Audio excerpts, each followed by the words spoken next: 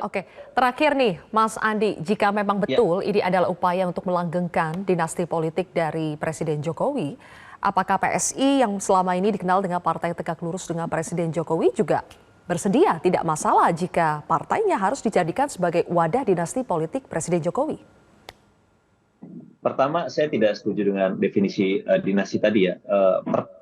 Partainya aja beda-beda. Pak Jokowi itu PDI Perjuangan, Gibran PDI Perjuangan, Kaisang di PSI. Pak Jokowi tidak dalam posisi untuk mengontrol satu kekuatan politik. Biasanya klan atau dinasti itu berada di satu kelompok atau satu organisasi atau satu partai politik. Nah ini kan berbeda-beda. Dan Pak Jokowi tidak berada di dalam posisi mengontrol kekuatan politik di mana dia berasal saat ini. Jadi kalau dibilang dinasti saya kira agak kurang tepat ya. Meskipun sekali lagi catatannya dinasti itu bisa bermasalah kalau dia terjadi di dalam satu sistem tertutup, di mana tidak ada proses pemilihan, tidak ada election, yang ada adalah selection, penunjukan. Tapi kalau di dalam sistem demokrasi seperti kita, di mana pemilihan kepala daerah berlangsung secara demokratis, terbuka, dan dipilih langsung oleh rakyat, maka kita tidak bisa menyebut itu sebuah hasil atau dampak buruk dari proses dinasti.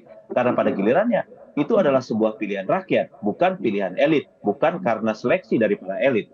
Jadi dalam konteks ini saya tidak setuju kalau misalnya dinasti, pertama definisi dinasti sendiri kurang tepat, yang kedua dinasti bermasalah dalam satu sistem politik yang tertutup, atau satu organisasi atau satu partai yang tertutup. Kalau misalnya dalam kasus Gibran, dalam kasus Bobi dan lain sebagainya, itu kan sesuatu yang prosesnya terbuka, dipilih langsung oleh masyarakat, itu bukan dinasti politik. Dan Pak Jokowi tidak mengontrol satu kekuatan politik.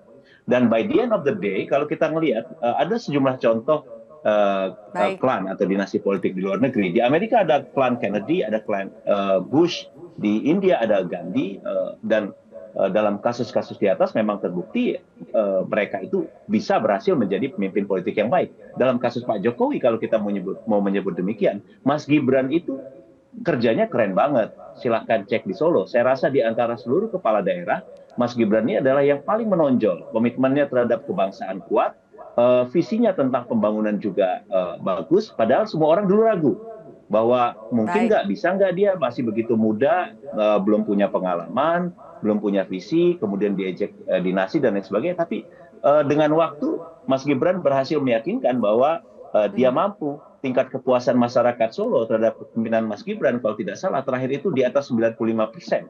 Ini memperlihatkan ini sesuatu yang tidak bisa dibohongi bahwa Baik, masyarakat oke. itu puas dengan kepemimpinan seorang Gibran di Solo. Nah, sekarang ada Kaisang di PSI. Mari kita beri kesempatan kepada anak muda. Karena ini di 2024 hampir 60% pemilih adalah anak muda. Kalau misalnya Oke. dijejerkan seluruh ketua umum partai politik, itu akan terlihat secara jelas, secara visual buat anak muda mana yang akan relate dengan mereka. Mereka akan merasa dekat. Oh, itu generasi saya. Baik. Itu orang yang memang relate dengan saya.